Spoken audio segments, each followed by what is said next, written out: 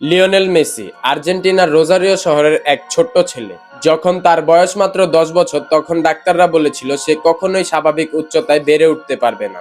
সে একটি রোগে ভুগছিল যার নাম গ্রোথ হরমোন ডেফিসিয়েন্সি, যার চিকিৎসার খরচ ছিল প্রতি মাসে 7 লাখ টাকা, অথচ তার বাবার বেতনই ছিল মাত্র 20,000 টাকা।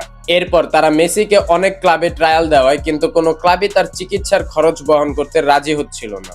শেষ পর্যন্ত মেসির বাবা সবকিছু বিক্রি করে দেন, এমনকি তার বাড়িটাও বন্ধক রাখতে হয় তাকে। প্রতিদিন মেসির পেটে ইনজেকশন দেওয়া হতো। টানা 3 বছর ধরে সে কাঁদতো, চিৎকার করতো, তবুও তার চিকিৎসা চলমান ছিল। আর সেই চিকিৎসার পরে যা হয়েছিল সেটা বিশ্বাস করা খুবই কঠিন। বার্সেলোনার প্রেসিডেন্ট যখন মেসিকে খেলতে দেখেন, তখন তিনি একটি রেস্টুরেন্টের টিস্যু পেপারের উপরে মেসির চুক্তি স্বাক্ষর করিয়ে নেন। তিনি বলেছিলেন এই ছেলেটা একদিন ইতিহাস গড়বে। আজ মেসির উচ্চতা 5 ফুট 7 ইঞ্চি, তার ঝুলিতে রয়েছে 8টি ব্যালন ডি'র এবং তিনি একজন বিশ্ব চ্যাম্পিয়ন। আর সেই কষ্টের দিনের ইনজেকশনের দাগ আজও তার পেটে রয়ে গেছে। তাই বলা হয় যে ঝুঁকি নিতে সাহস করে ইতিহাসও সেই মানুষই লিখে। আর আমি সালমান ফুটবলের আরো একটি গল্প নিয়ে আসছি নেক্সট ভিডিওতে।